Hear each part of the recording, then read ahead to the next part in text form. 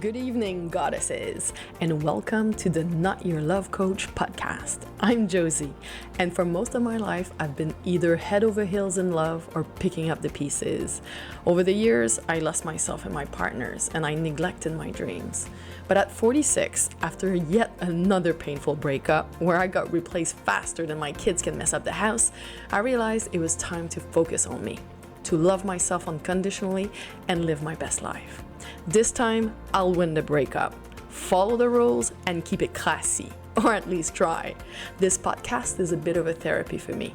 Am I qualified to give you advice? Fuck no. But if I can help you get through your own heartbreak with some laughs and shared lessons, then welcome to my mess.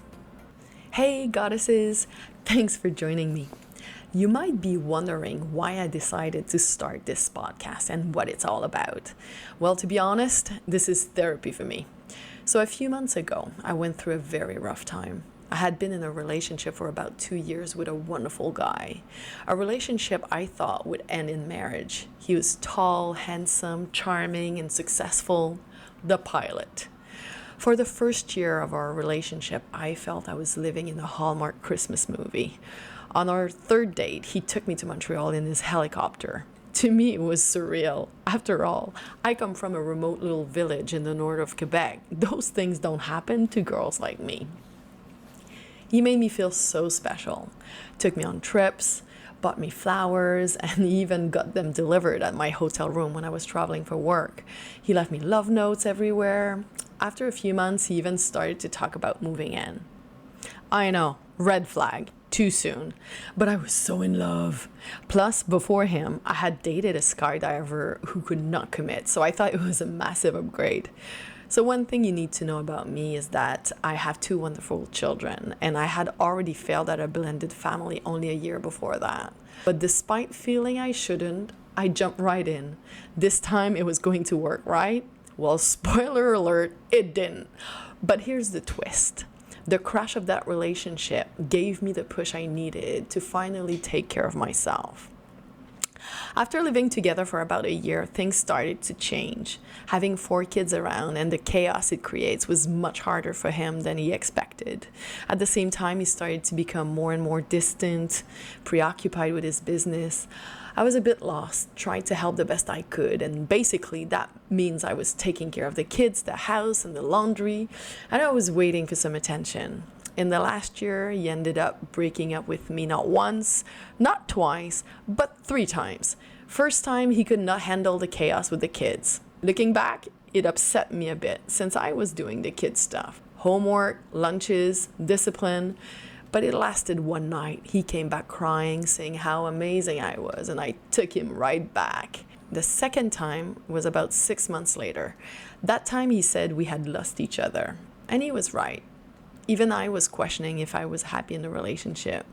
We were in good terms and spent about 10 days apart while I was repossessing my house. We then met to talk about how to announce it to the kids, my 2, his 2. We had a great conversation and felt the connection again. A few days later, he asked me if we could stay together but live apart. I remember feeling this was exactly what I wanted. Less chaos, more quality time. I told him this time he had to be all in. My heart would not survive another heartbreak. He said we'd communicate better, he'd be more present, we'd work on the relationship. That lasted 2 weeks. Don't get me wrong, I am also to blame in this relationship. I'm a codependent. All my life, I have been in love or going through a breakup. It's as if I was waiting for someone to love me to actually start living my life.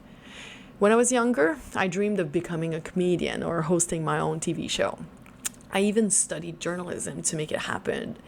But instead, I chose the comfort and security of the public service. Now, I've been a public servant for 20 years and I hate it. Over time, I lost all the bubbly energy I once had, and my inner flame slowly faded away. I started drinking too much to fill the void in my life, a void that I thought would be filled when I had kids, when I fell in love. I made a massive realization. The third and last time the pilot dumped me, he didn't say much. I could see it in his face. He had been even more distant in the last few weeks, coming home late, not being able to plan any outings with me, being very busy with his business. So I stormed out of the house, came back while he was at work, packed most of my stuff, and moved back home. I had to tell my kids we were moving again. And it's then, the crash. It hit me so hard. How could I do this to the two most important little humans in my life, the true loves of my life? I cried, not for him, because deep down I knew he was not for me.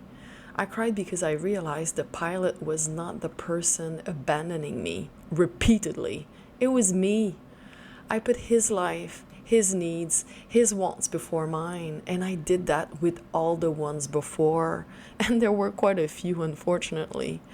I have spent my life waiting to start my life. I did not follow my dreams. I reappropriated others' dreams. And that's when I decided no more. I have to fix me so I don't make the same mistakes again. I decided to love myself unconditionally so I'd have a slight chance at a real healthy relationship with someone someday. So I looked for help. I found a personal growth training program designed to help you reprogram your brain to change your limiting beliefs and increase your self-esteem.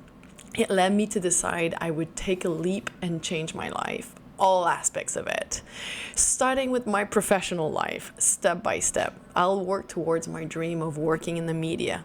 I signed up for a podcast creation course and started to think about what the hell could I talk about in a podcast? And it hit me. I've been through so many breakups. I've read the books, gone through the motions again and again. I'm practically an expert, so why not share the experience? So I told myself this time it would be a classy breakup. I would follow all the advice and make zero mistakes. I would not look at his social media. I would not call. I would not scream at him. I would not drink wine, and I would only focus on the positive and myself. That was the plan. Is that what I actually did? Fuck no. I've been as classy as a toddler in the middle of a supermarket tantrum. But it's time to show myself a little empathy. I hope this podcast is as therapeutic for you as it is for me. If you're going through a breakup or just having a tough time, remember this.